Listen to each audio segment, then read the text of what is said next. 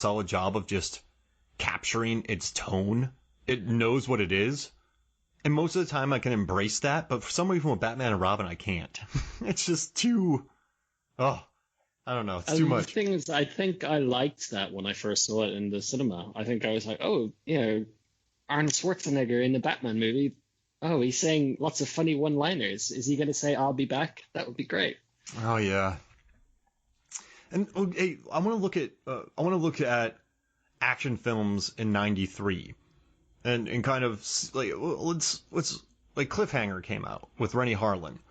That was a massive blockbuster. Yeah. Rennie Harlin, why?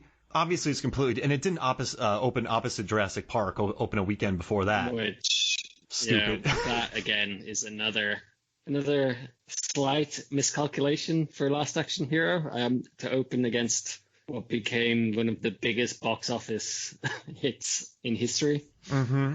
I mean, gigantic. Some like Spielberg, dinosaur movie. Nah, that'll be fine. Arnold's star power will carry that. Nobody's even in that. No, they've refused to move it like 3 weeks. How stupid was that?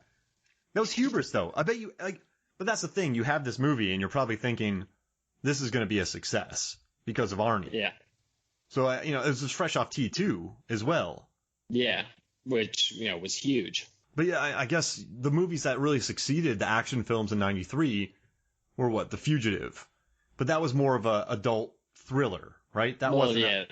That's not action. That's very much a thriller. Yeah, I would say it's definitely a thriller. It's not. There's not really much action in it, is there? Mm-mm. And then the big bombastic action released in '93 was Hard Target. Yeah. Snake punching. It was Van Damme, wasn't it? Yeah, Van Damme. And you had, and then you had Demolition Man, which still holds up. I love that movie. I love that. It's so good. Tombstone, which is a Western, but it's also an action film. But yeah, I think the big action bonanzas of that year were Last Action Hero, Demolition Man, Cliffhanger, Hard Target. So you still had they're all, in my opinion, good movies. Mm-hmm. But if given the choice to watch any of them and see Jurassic Park in the theaters for the first or second or third time, or how many times I saw it, mm-hmm. I'm going to see Jurassic Park. Oh, hands down. Amazing. Yeah. Because that blew my mind. Or that, or Cliffhanger, or Demolition Man. But yeah, definitely Jurassic Park first. But also this year, True Romance came out with Christian Slater, the kind of action, different type of the script-driven Tarantino-y. Well, actually, he wrote that. Tony Scott. Then you had Hot Shots Part 2. Do you think Hot Shots Part 2 mimicked the action film better than Last Action Hero with its deadliest movie ever, the chicken bow and arrow? Hot Shots is very much more in the kind of airplane, Mel Brooks kind of school of poking fun. It's very obvious that this is parody, and I think that's where Last Action Hero missed, because it was too subtle. Yeah. It was meta, and it was very subtle about poking fun. There's a scene where Danny's like, oh. And it brings back to the production design and things like that. It's like Danny's like, there's a scene, the guy in Die Hard, he was hanging and then he came back later. Go check if he's dead. And they played like a few notes from the Die Hard theme tune just as they're going to check it. And I was like, I do love that scene. Is, great. Or the cop who's like, oh, I'm 2 days from retirement before he dies. And it's just like, okay, that's obviously Murtaugh. Oh, yeah. You're right. There's little... But I guess people nowadays, when we watch it, and you have the hindsight of knowing how meta it was, but you're right. People probably went in there thinking it's an action movie, so they didn't appreciate the jabs at action. And then kids, maybe it went over their heads. So the kind of all the core audiences at the time, right, weren't ready for this. Does that make sense? It wasn't... Yeah, I think, it was very much ahead of its time. I think if it had come out in, say, 97, 98, after we'd had Scream do something very similar for horror movies with the tongue-in-cheek, it's like, the virgin never gets killed, and the rules of horror movies say that you have to do this, this, this, and this, and I'll be right back. That movie nailed its tone, Scream, because it took it quite seriously. So even the beginning conversation with Barrymore, they're talking about tropes and horror, but then he does gut and hang her, and you see it. Yeah. Like Drew Barrymore's tongue's, I think, sticking out her mouth with her guts hanging out.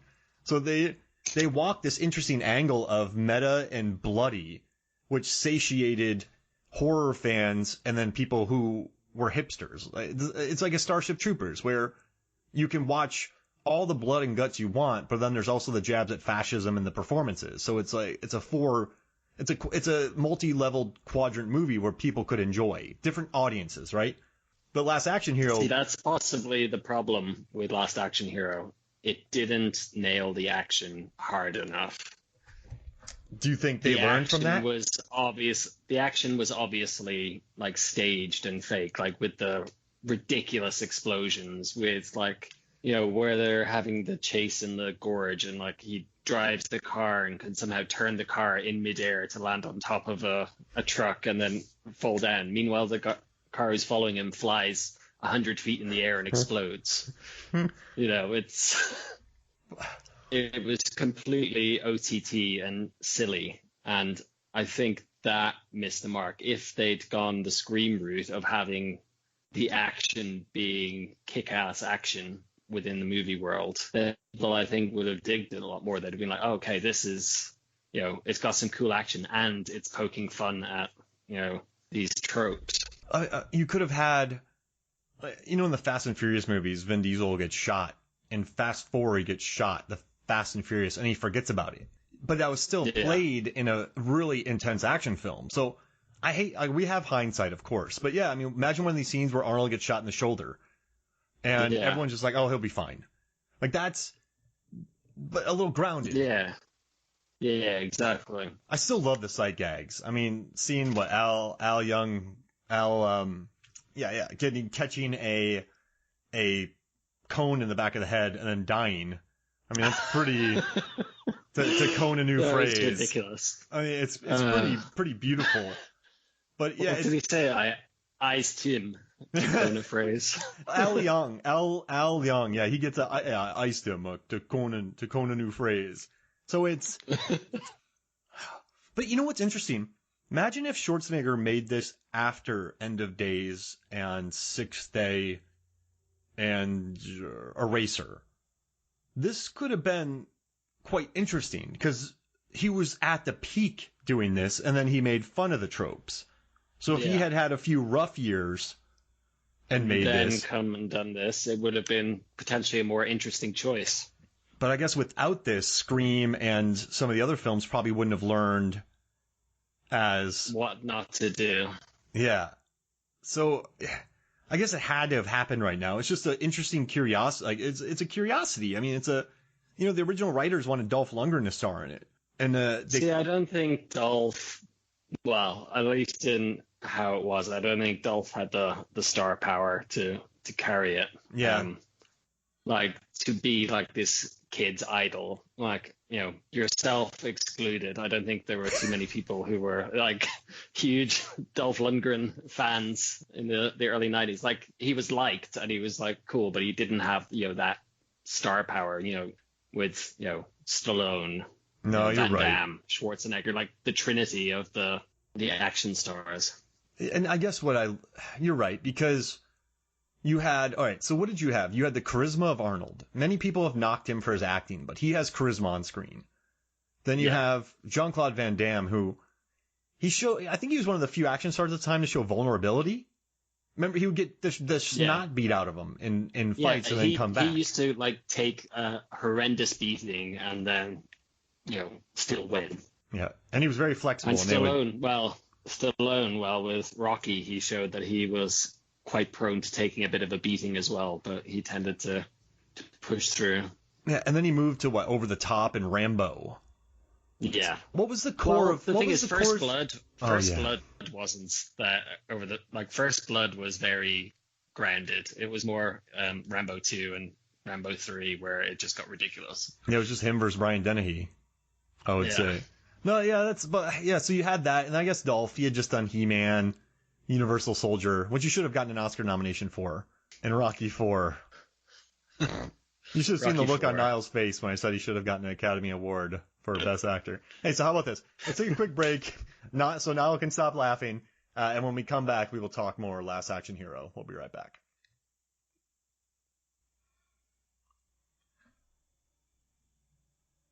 Welcome back to Movies, Films, and Flicks. And Niall, can you tell me how to spell skeezy? I would assume it's Skeezy, but yep. I couldn't be 100%. I love it. He's like, not an I. Skill skeezy comes in.